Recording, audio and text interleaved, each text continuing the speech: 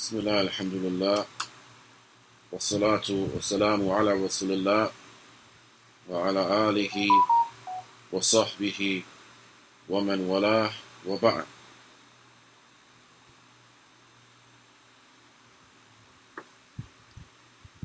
So inshallah ta'ala, this will be the first in a series of ongoing lessons for the family. These lessons will take place the last Friday out of every month. So it's a monthly class, once a month. Don't think it's too burdensome to bring the family out to the Masjid once a month. And thus, we are all able to take benefit. And here's something from a reminder from the book of Allah Tabaraka wa Ta'ala and the Sunnah of the Messenger Sallallahu Alaihi Wasallam, centered around the affair of family and the family structure and its life. And so we're going to be primarily reading from this book, Hayatuna al-Usriya Bayn al-Waqi' wal-Ma'mul, or our family life between the reality and that which is hoped for. This is by the Shaykh Muhammad Ghalib, Hafidhahullah wa ra'ah. And so we're going to, in each session, inshallah ta'ala, read some points of benefit from this work, by way of which we hope to benefit ourselves, first and foremost, and likewise the community and the families in general. So we'll go right into the speech of the Shaykh. And this first mabhath, or the first field of study that he wants to present, is Al-Bayt al-Nabawi, the prophetic household. We want to get a look at the prophetic household and how the affairs were inside of the household of the Prophet Muhammad sallallahu alaihi wasallam. And he has, or this particular mabhath, it is in a number of waqafat, or points, bullet points if you will. So he begins with some introductory speech. He says, لَقَدْ امْتَنَّ اللَّهُ عَزَّ وَجَلَّ عَلَى الْمُسْلِمِينَ إِذْ جَعَلَ فِيهِمْ رَسُولًا كَانَتْ حَيَاتُهُ لَهُمْ بَيَانًا وَتَعْلِيمًا. That Allah has conferred a favor upon the Muslims, and that He has made for them a messenger sallallahu alaihi wasallam whose life was an example for them and a means of teaching. كان لهم صلى الله عليه وسلم الأسوة الحسنة. He was the excellent role model for them. The Prophet Muhammad, and how he interacted with his family, how he dealt with affairs, he was the excellent role model for them. والقدوة المثلى. He was the exemplary model. في التعامل مع جميع البشر. And how he dealt with all humans, how he dealt with everyone, his family members and other than them, his companions, the non-Muslims, prisoners of war, how he dealt with people in business, how he dealt with people in terms of da'wah, what he was engaged in. He was the best role model for us in all of those affairs. He says, minhum ahlu baytihi, and from them are the people of his household, how he dealt with his family. فحياته وتعامله مع أزواجه حياة مليئة بالدروس والعبر وبالمواعظ والضرر. That his life and how he dealt with his wives, it was a life that is filled up with lessons and benefits, and with admonitions and jewels. فمن تأمل في سيرته, so whoever contemplates upon his seerah, his life, you look at the life of the Messenger of Allah alayhi salatu wasalam, and you will find him to be an ab that was latif. He was a kind father, was zawj salih al-kareem, was a generous and righteous husband. يجد التواضع فيه دون الضعف. You will find that he was humble, but he was not weak. He had humility, but he was not weak. والقوة فيه دون عنف. And he had strength, but he was not someone who was violent and rigid towards his family. He didn't have to display his strength by being mean. فالاستعراض لمحات من حياة رسول الله صلى الله عليه وسلم مع أهله وزوجاته فيه العديد من الدروس والعبر. So therefore, when we seek to extract and pull out from the life of the Messenger of Allah alayhi wasallam and how he dealt with his family and his wives, we are able to pull out from it a number of lessons and benefits. وَالْكَثِيرُ مِنَ الْمَنَافِعِ وَالْفَوَائِدِ, and it is abundant in terms of the useful and beneficial things that we can extract from it. وَيَتَجَلَّ أَصْلٌ وَأَصْلُ ذَلِكَ لِمُتَأَمِّلْ فِي وَصَايَاهُ التي أوصى بها صلى الله عليه وسلم منها اثنتان مجملتان. He said حفظه الله, that the principle as it relates to this issue for the one who contemplates and reflects upon it can be found within his advices that he would give. And from them there are two general advices that he gave towards how we are to deal with our families. The first of them was the statement of the Prophet ﷺ, خَيْرُكُمْ خَيْرُكُمْ لِأَهْلِي وَأَنَا خَيْرُكُمْ لِأَهْلِي. The best of you are those who are the best to his family, and I am the best to my family. He mentioned this khayriyah here, and what the khayriyah is based upon. That bestness, if you will, being the best. What that being the best is based upon, it is based upon how the individual deals with his family, not based upon how good he can hoop, or based upon how well he can speak, or how much money he makes. It's not based upon any of these affairs. Rather, it is based upon how good you are to your family. And without doubt, that goodness to one's family is within the Islamic guidelines.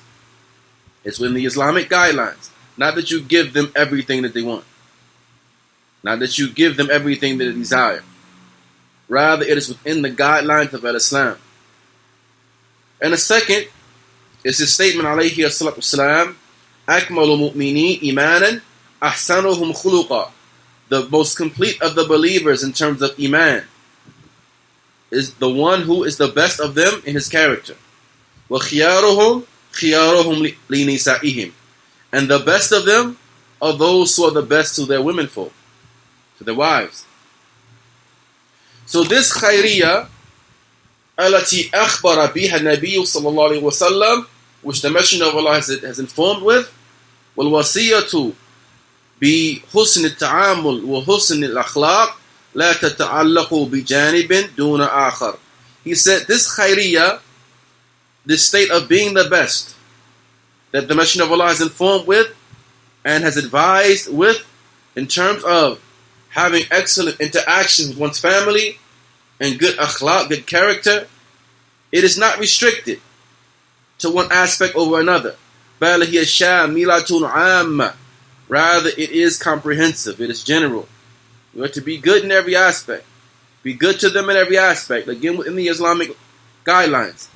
He says, وَخَيْرٌ وَهُوَ خَيْرٌ صلى الله عليه وسلم لأهله في جميع الجوانب. And he was the best to his family in every aspect. In terms of how he dealt with his wives, how he dealt with his children, how he dealt with the relatives that were other than them, and so on and so forth. Every aspect. Ta'aleem, teaching, cultivation, in terms of seeing after their needs and that which is beneficial, in terms of taking care of their religious matters. He was the best in every aspect. He says in their lives, their ibadah, their food, their drink, and his kindness towards them, fi ta'dibihi lahum, and how he disciplined them and how he taught them, wa fi ridahu, whether he was pleased with them and happy or whether he was upset. He was always the best example to them. ومن هنا يظهر ضعف هذا الجانب عند الكثير من الناس. And by way of this, we are able to see the deficiency that there lies in many of the people as it relates to this issue, how they treat their families, how they interact with them and deal with them. ممن يكون آخر اهتماماته أهل بيته. from those who the last concern which they have is their family. They're concerned with everything in the dunya other than the well-being of their family.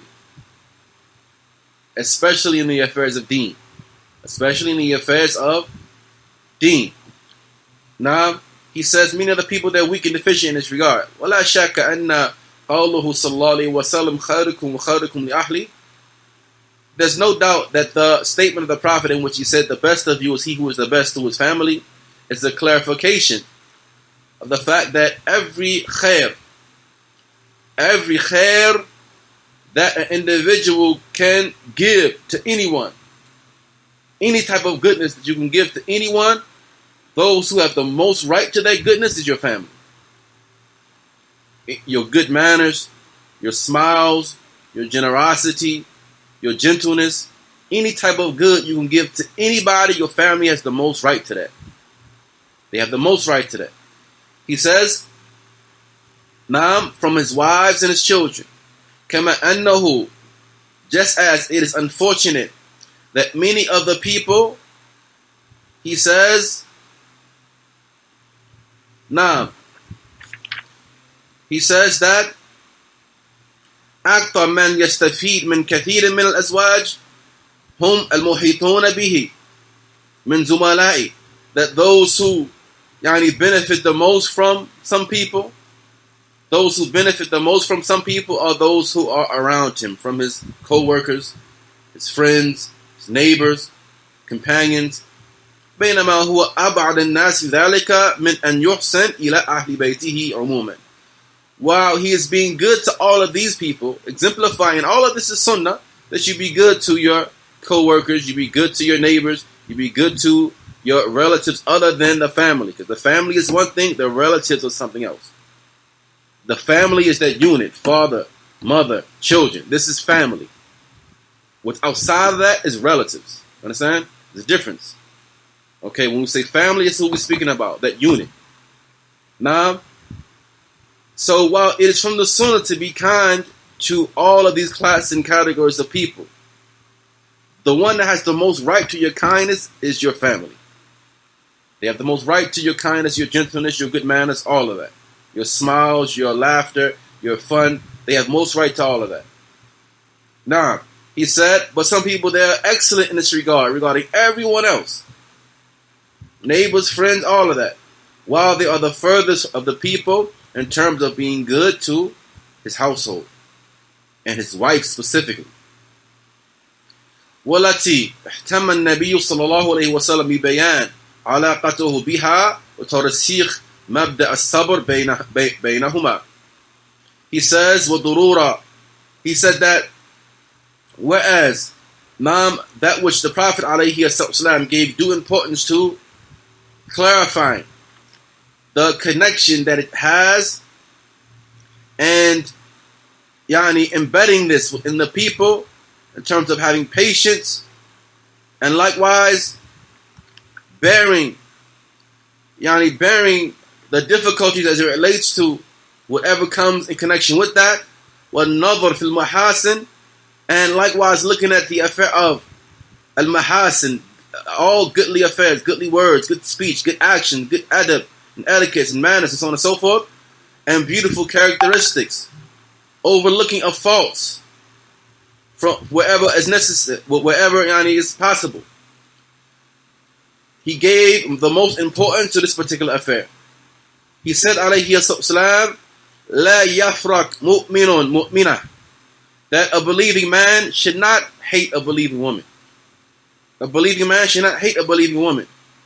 In kariha minha khuluqan, if he dislikes one characteristic that she has, radiya minha akhar, then he can be pleased with another characteristic that she may have. You may see something from your spouse that you dislike. Perhaps you don't like how she spoke to you regarding a particular issue. You don't like that. Okay, this is something that you hate. You detest. Nobody likes to be spoken to in a manner other than what they want to be spoken to. Right? But when you see that from her, which you dislike, you ought to look at another characteristic which you like. You love the way that she takes care of the children, that she prepares your food, that she takes care of you. your household, so on and so forth. You see something, don't focus on that one characteristic.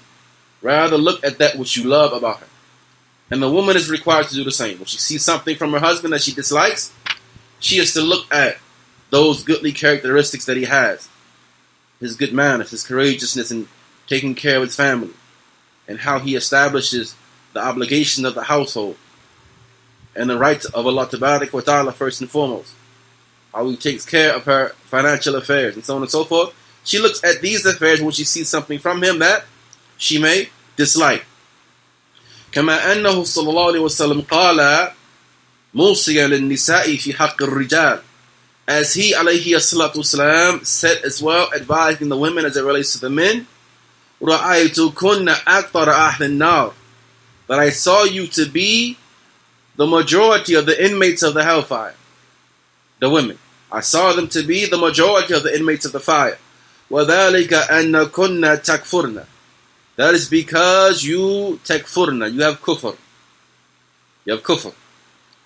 قالوا, they said, nakfurna billah, are you saying that we have kufr in Allah, that we disbelieve in Allah? Because this is what they understood from the word kufr initially. But then he clarified, and likewise, what we can extract from this as well, the difference between the two types of kufr. Major kufr and minor kufr. Right? And likewise, whatever falls into it enters under minor kufr. From that kufr ni'mah, being ungrateful for some good that is done to you. Because he mentions here, la, no, not this, not that you disbelieve in Allah.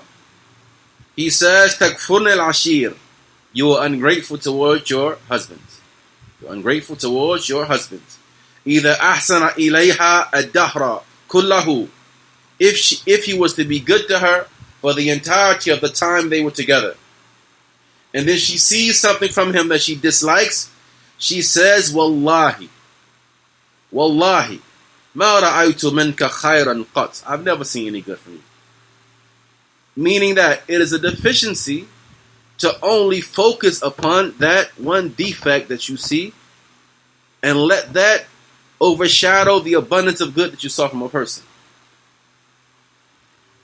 So you see something that you dislike, then again you focus upon those characteristics that you love.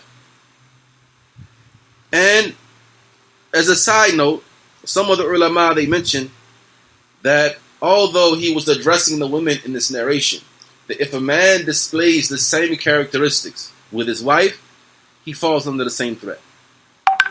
So if a man thus has a good woman who's good to him, and then he sees one thing from her that he dislikes from her, he begins to focus upon that. And that becomes his focal point. He likewise enters into this threat. He mentions, وَمَنْ نَظَرَ فِي حَذَيْنِ الْحَدِيثَيْنِ يَتَيَقَّنْ تَمَامًا أَنَّهُ لا يوجد من هو خال من النقص. He says that if one were to focus upon or look at and examine these two narrations, he would become certain, with complete certainty, that there is no one who is devoid of defects. There's no one who is devoid of defects. فَلَا يَكَادْ تُوجَدْ إِمْرَأَةٌ كَامِلَةٌ, for you are not able to find a woman that is kamila, that is complete in every aspect. You're not able to find a woman who is like that, لَا نَقْصَ فِيهَا, having no deficiencies whatsoever. No woman is like this.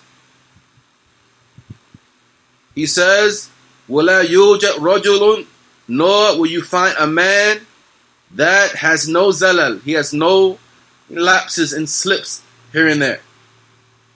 He says, so therefore, no one has a right to seek perfections from someone when he knows within himself that he has deficiency. You have no right. You have no right to seek this from someone. He says, and if the husband and the wife were to focus upon the aspects of khairiyah that are in the other, you will look at those goodly affairs that are in your spouse. وَغَضُّ الطَّرَفْ عَنْ كَثِيرٍ مِنَ الْمَسَاوَةِ, and you were to turn a blind eye to many of the defects that you find, then you will find that the safina of the usra al-muslima, you will find that that ship, that ark of the family, that the family traverses within, it will be safe and secure.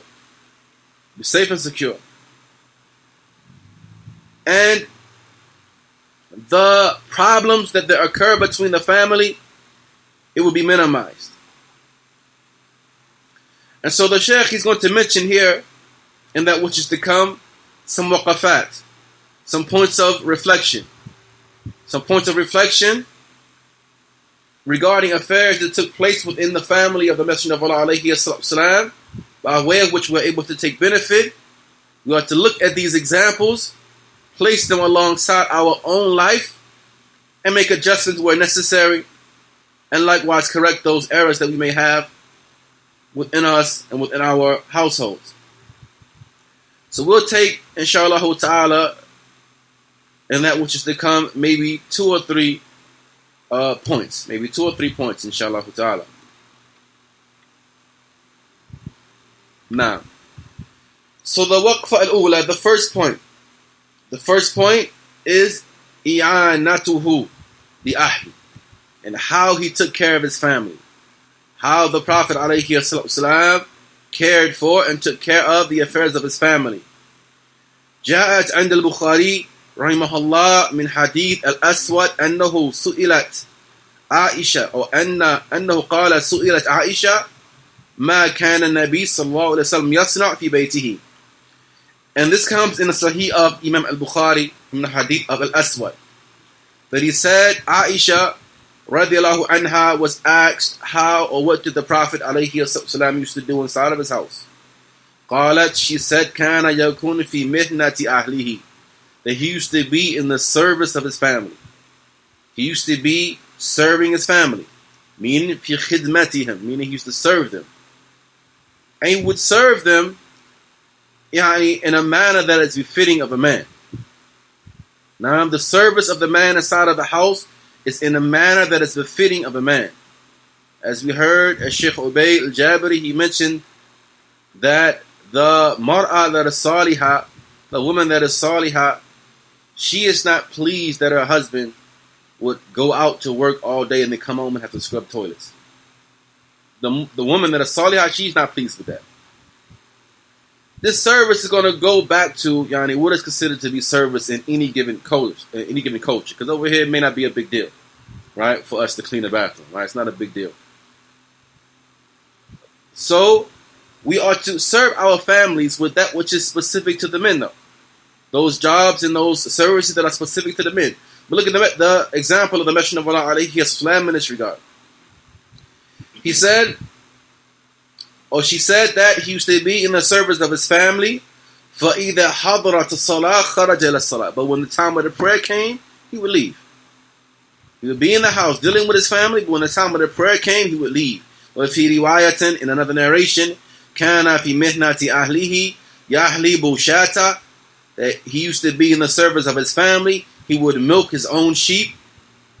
And he would mend his own shoes. When his shoes got broke or whatever, he would mend them. He would fix them himself. He would do his own sewing. Now, this is what he would do. The best of mankind. Best of mankind. He says, and this is what he was upon, in spite of the fact that he had an abundance of responsibility.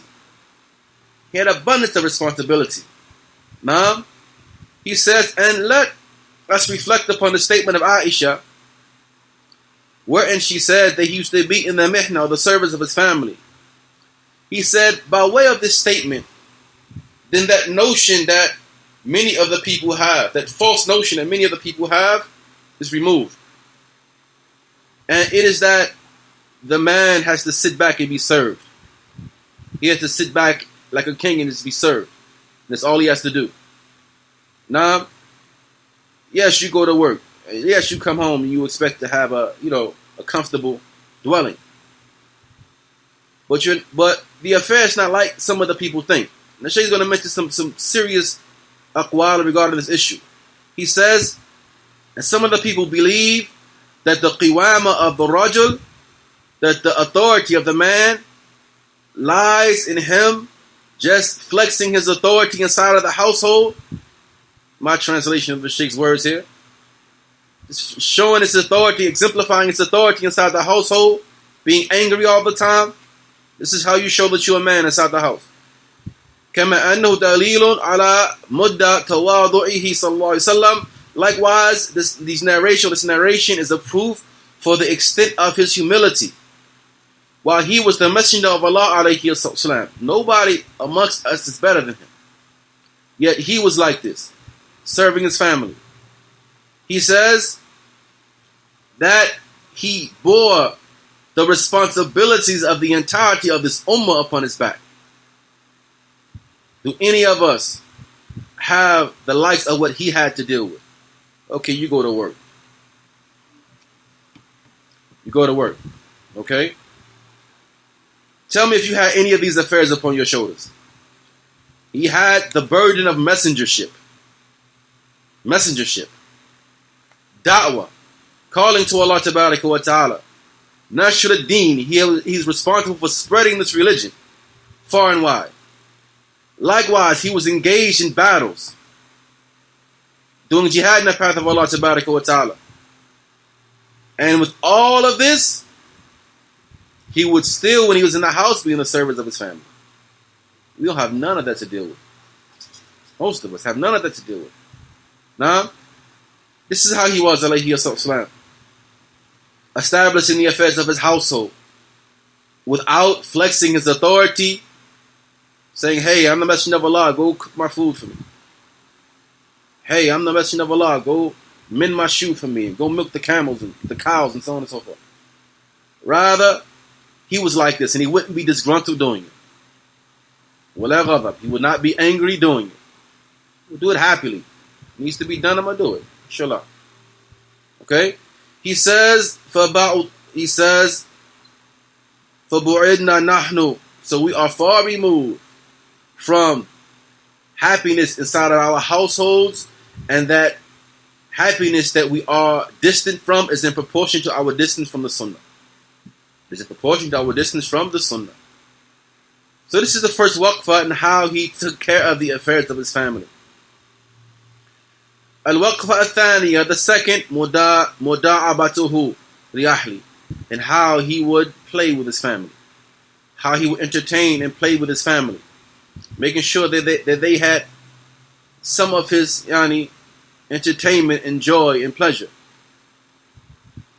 So it shouldn't be that you go to work, okay, you spend time at the masjid with the brothers, laughing and joking with the brothers, drinking coffee, so on and so whatever we do, and then you go home, your family gets none of that. They don't get anything. You're tired by the time you get home. You just want to go to sleep. They want their time with you too. They want to be able to wrestle with their father and play fight and so on and so forth. They want to be able to do whatever families do. Have fun, so on and so forth. And so he, alayhi salatu wasalam, took care of this particular aspect. He would play with his family. He would associate with them.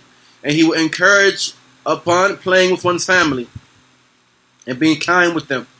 As has come in the hadith of Jabir radiallahu anhu, and likewise from the hadith of Uqba ibn Amir, that he said, alayhi sallam, kullu ma yalahu bihi ar-rajulu al-muslimu batilun.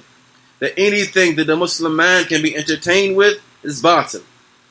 Anything the Muslim man can be entertained with is batil. Illa, except for ramyahu biqawsihi, shooting bows and shooting arrows. Shooting arrows. Taking that as a pastime is something that is not batil. I'm going to explain what he means by it's batil. Okay?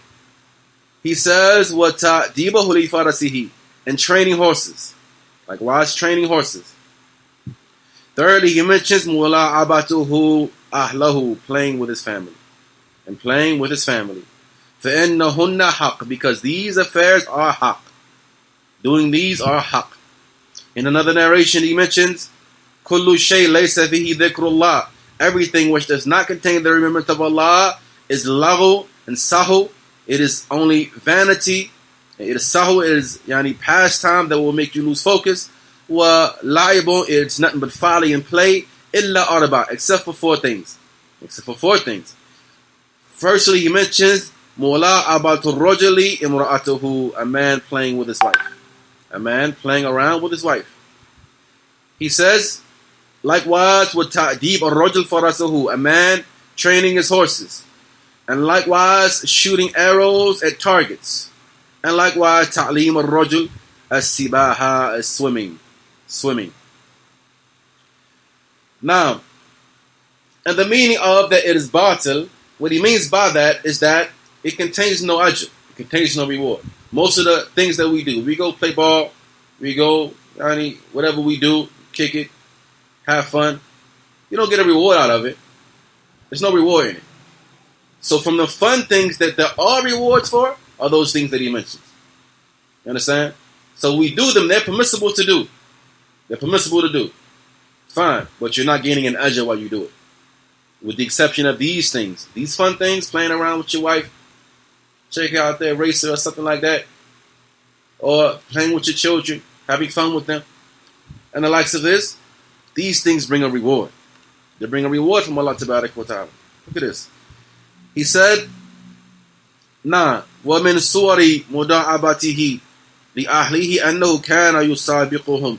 And from the examples and manifestations of how he would play with his family is that he would race them. He would race them. There's come from the hadith of Abu Salama, who reported from Aisha radiallahu anha, that she was with the Prophet alayhi salam traveling. She said, فَسَابَقْتُهُ that I raced him and I smoked him. I raced him and I beat him. She said, فَلَمَّا حَمَلْتُ اللَّحْمَ. But once I had gained some weight, meaning she had gotten heavier, she said, سَابَقْتُهُ فَسَبَقَنِي. That I raced him again and he beat me. And he said, هَذِهِ بِتِلْكَ. He said, this time was for that time. This time was for that time. Meaning that this instance of me beating you was because you beat me last time. The Shaykh, he mentions هذا الموقف قد يكون في ظاهره موقفا بسيطا. He said that this situation may seem like something light. It may seem like it's something small. Like who has time to do something like that? Right? He says, however, the effects of it is tremendous in terms of building love and affection between the spouses. The third waqfa, and perhaps we'll stop here inshallah ta'ala and suffice with this one for tonight. The third waqfa or point is how he was humble with his family, how humble he was with his family. The humility that he displayed with his family. He said, لنتأمل هذه القصة التي ترويها عائشة رضي الله عنها فيما رواه عنها Urwa ibn Zubayr. He said, let us reflect upon this qissa, upon this story, which Aisha narrates in what is reported from Urwa ibn Zubayr, that Aisha said, قَدْ رَأَيْتُ رَسُولُ اللَّهِ صلى الله عليه وسلم يوما على باب حجرتي والحبشة يلعبون في المسجد.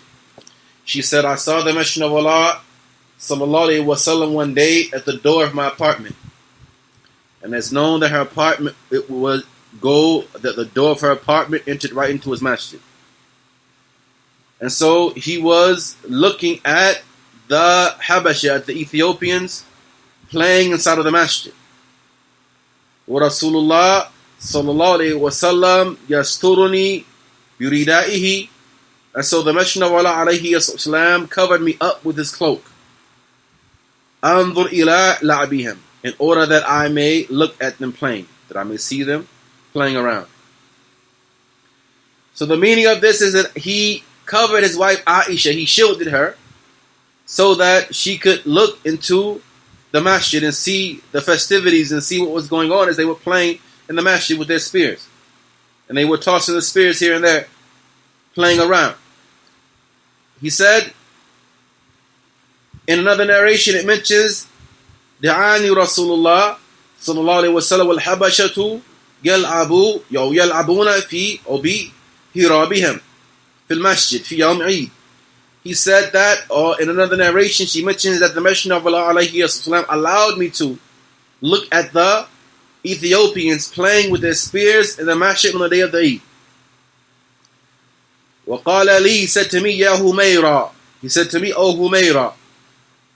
Humayra is a nickname that he had. Another point of benefit showing that from the means of bringing about love is that the husband, he has a pet name for his wife, a sweet name, a term of endearment. He would call her Humayra, a little red one. Little red one. She was red complected. Likewise, it is reported in a particular narration that he referred to as Aish, shortening her name. Aish. He would say, yeah, Aish.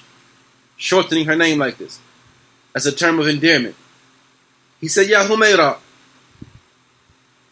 He said, Atuhibbina an tanzuri ilayhim. Would you like to see what they're doing? Would you like to look at them? فَقُلْتُ نَعَمْ. I said, yes.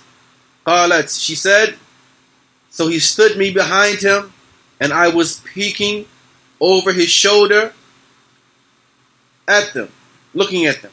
In another narration, she mentions I was looking between his ear and his shoulder.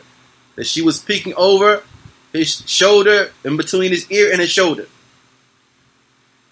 And he said to them, Dunakum ya bani arfida. Yani, that complimenting them upon how skilled they were in terms of their spear throwing and the likes of this. فَجَعَلَ يَقُولُ يَا عَائِشَةَ مَا شَبِعْتِ. And then he said, oh Aisha, have you had enough of seeing them yet? Meaning, have you seen enough? Is this enough for you? قَالَ. She said, فَأَقُولُ لَا. She said, I said no. I haven't seen enough yet. And why did she say no? Because she had seen what they were doing. She saw what they were doing, and she, in reality, had achieved her goal or her objective. She said no. Why? She said, because I wanted the people to see the status that I had with the Messenger of Allah, that he would do this for me. He would stand there until I was satisfied. She wanted the people to see the status that she had with the Messenger of Allah, alayhi as-salatu wassalam. And so she said, I stood there until I was satisfied. وَفِي هَذَا. And in this lies a display of gentleness and kindness towards one's spouse. Well, he is the chief of creation, and he is the imam of the pious, and the most courageous of the people, and the strongest of the people. It is a dalil ala anna hadha laysa min ad-da'f abada. It is a proof that this is not from weakness whatsoever. It is not from weakness whatsoever. Seeing after the affairs of your family, entertaining them, it is not from weakness whatsoever. Making sure that she's satisfied and she's entertained and she's comfortable. فاقتداء الرجل بالنبي صلى الله عليه وسلم وتواضعه في بيتي. He says, so therefore a man taking the example of the Prophet alayhi wasallam and being humble inside of his household and being kind in his dealings with them is not considered to be weakness. Nor is it a lack of management. Because we don't have to be, we don't have to be like that. We don't have to be, aggressive and mean in order to display our management and that we are the ones who run the house and so on and so forth. Now, as Umar bin Khattab, he said, إِنَّهُ يُعْجِبُنِي الرَّجُلْ يَكُونْ فِي أَهْلِهِ مِثْلُ الصَّبِي ثُمَّ إِذَا بُغِيَ مِنْهُ وُجِدَ رَجُلًا. Umar bin Khattab, he said that what pleases me is that a man should be amongst his family like a little boy. Like a little boy. But when the need calls for it, wujida rajulan, he's found. That's when that man comes out. When it's time for it, that's when you see that lion. That's when you see that thoroughbred come out. But if there's not a need for that, he's amongst his family like a little boy, smiling, happy, playful, joyous, like this. وقد ورد عن زيد بن ثابت رضي الله عنه أنه كان من أفكح الناس في بيتي. That it has been reported concerning Zayd ibn Thabit, may Allah be pleased with him, that he was from the most playful of the people inside of his household. وَمِنْ أَكْثَرِهِمْ ضَحِكًا, he laughed the most. Nobody laughed more than him inside of his household. فَإِذَا خَرَجَ كَانَ رَجُلًا مِنَ الرِّجَالِ, but when he went outside of his house, he was a man amongst the men.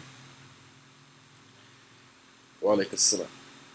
وأما ما قد يخطر على بال بعض الرجال أصلحهم الله في أن إظهار السلطة وتعنيف. He said, as for that which occurs to the minds of some men, may Allah rectify them, from the fact or from this notion that displaying one's authority, being mean and being aggressive, displaying his strength, that this is how you rectify your family. This notion which some of the people have is erroneous. They believe that this is how you discipline your wife, by being mean to her. This is how you show her what's what. وَأَنَّ التَّخْوِيفَ سَبِيلُ النَّجَاحِ. They believe that striking fear into your family, this is how you save them. This is the path to success. And this is the beneficial way. وَلَا شَكَ أَنَّهُ رُبَّمَا بِهَذِهِ الْأَفْعَالِ. He said, without doubt, with doing this, when you do that, you're going to have authority over them, yes.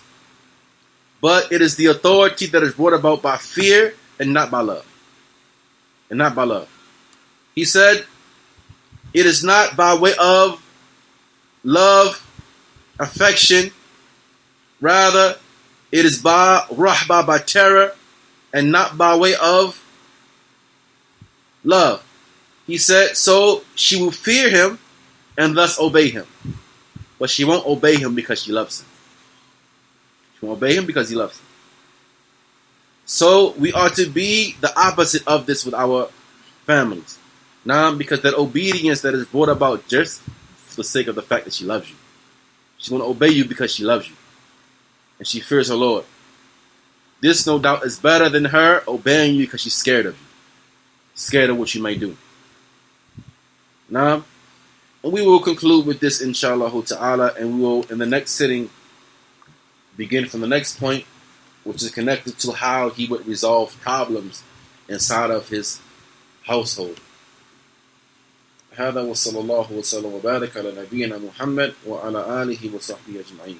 As he mentioned, this will be a monthly class on the last Friday in every month. بإذن الله تعالى.